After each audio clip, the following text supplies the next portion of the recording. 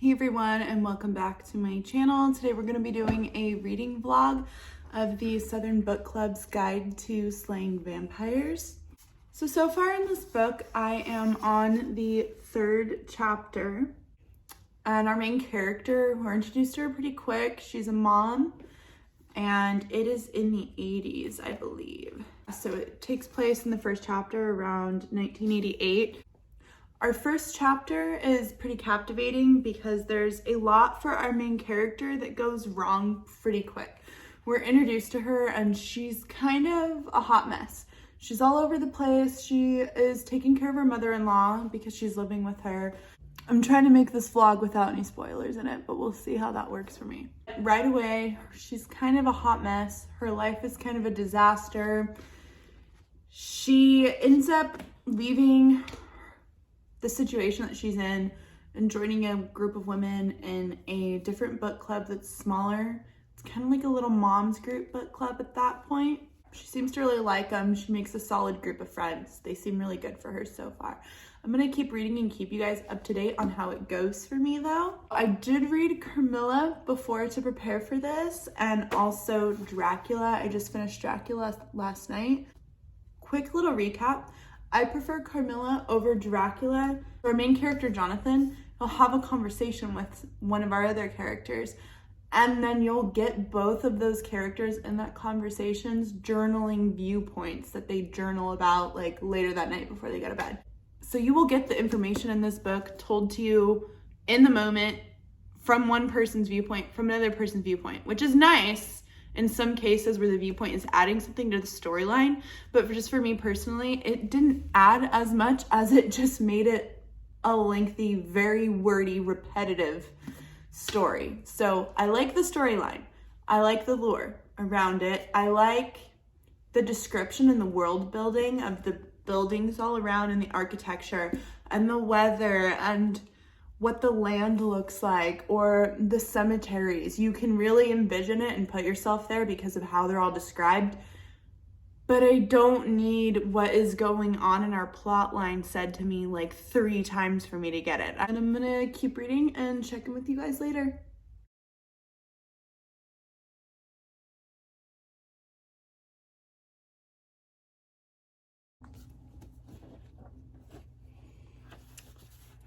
So I just finished chapter 5 and I'm gonna start chapter 6 here in a second. But our main character just got her ear bitten off by an old lady.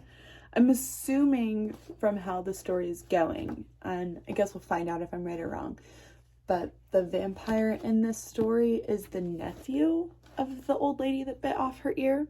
So there's this old lady and she's living in the neighborhood and she isn't doing that great, old age and such, so a nephew comes and lives with her to help care for her. Our main character goes outside to take out the trash because it's her son's chore.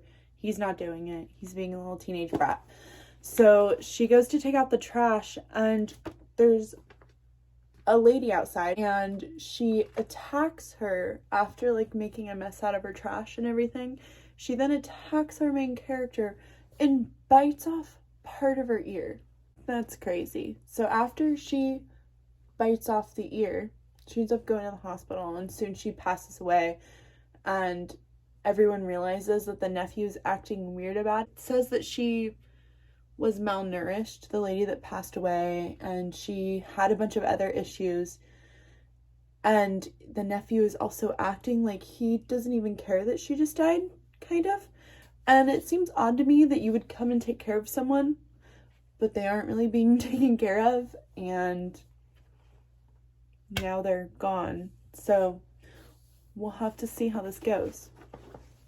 I'm wondering if the nephew is the vampire because the old lady goes off the rails after he comes to help take care of her, and obviously she wasn't being taken care of or watched. So we will continue on and I will give you guys an update in a little bit when something else happens.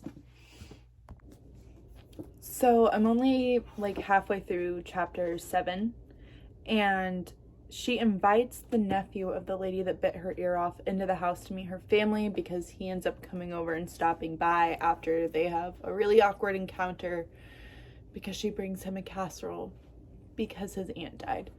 I really still do think he is the vampire because he said, I'll only come inside if it's a real invitation. And she was like, you are invited, and then takes him and introduces him to her family in her house. That kind of follows the lore of vampires about like needing to be invited in. So I'm still thinking it's him. I don't know if the author's gonna like pull a switcheroo and be like, oh, we let you think it's him, but it's this guy, or if this is all foreshadowing for just him being the vampire. Now in chapter 15 in this book, and Patricia's mother-in-law dies. Our main character's mother-in-law dies from being eaten alive by rats. And there's also some kids going missing near where they live. And from the mother-in-law's caregiver, they figure out that the kids that are going missing are calling whatever is getting them the Boo Man, and that he's seen driving a white van. Well, the guy that I keep saying I think is the vampire drives a white van. So our main character is driving home and she's putting pieces together. She's thinking, oh, he's the only person I know that drives this white van, and he was acting weird about the mother-in-law in one of the chapters we read previously, and he also does some weird things. There's weird things about him. And so I'm wondering if on her way home she's gonna drive by and look at the license plate. My neighbor's dogs won't stop barking, and I'm trying to film. And I haven't vlogged any of my reading today because I had a birthday party to go to, and it's also a holiday weekend, so I've been a little bit busy. And I don't know if you can hear that, but their dogs won't stop barking. So we're gonna get through this as fast as we can so that we don't have to hear that this whole time or for a long period of time. So I didn't check in because I had a lot of stuff going on today, but I did get chapter 37, and we did find out that the guy that I think is the vampire, his name is James, he is the vampire.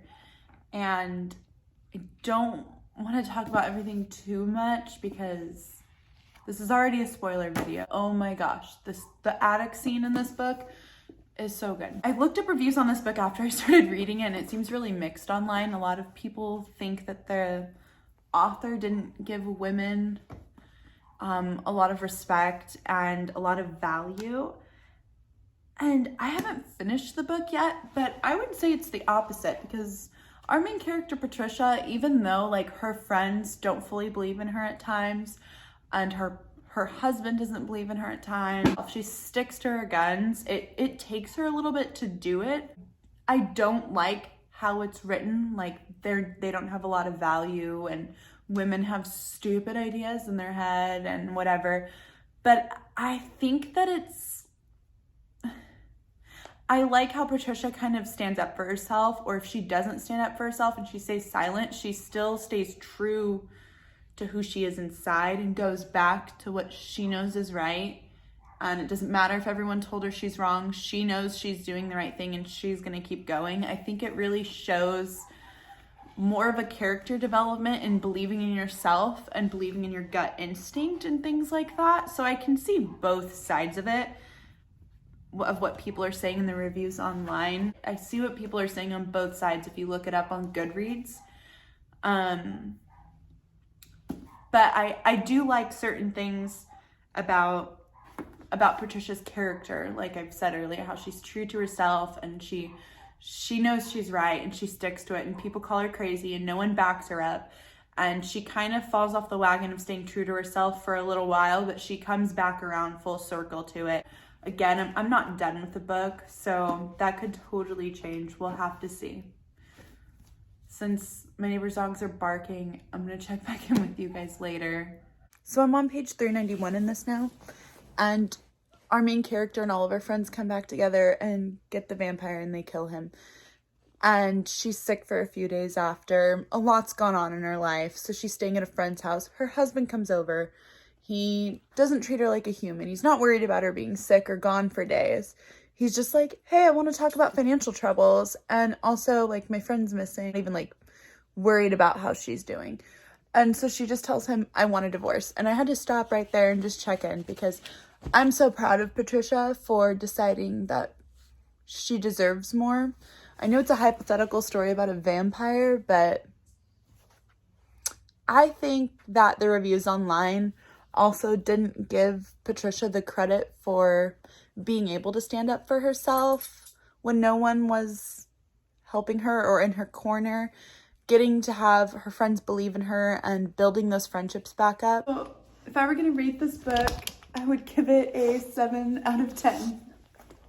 I wish that they didn't make the girls so wimpy in the beginning, but I also think they needed to make them so looked down upon so that the ending was really contrasted and strong, so that you could really see how much they grew from this bad experience and this bad thing that happened to them. Because our main character in the beginning, she thinks pretty negatively of herself in a bunch of ways, as a wife or a mom, how she gave up her career.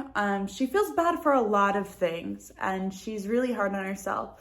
And in the end, she, I think, realizes how much she has grown and who she is as a person. And I think she needed to see herself, and other people needed to see herself in the bad light that people talk about on Goodreads that makes them uncomfortable, so that she could appreciate her growth and finally get there in the end, and her personal growth journey. I really loved the attic scene. I feel like the murder of James the vampire was done really well. So that's it for right now. I am going to continue reading with my TBR list, and I'll get back to you guys later. Bye.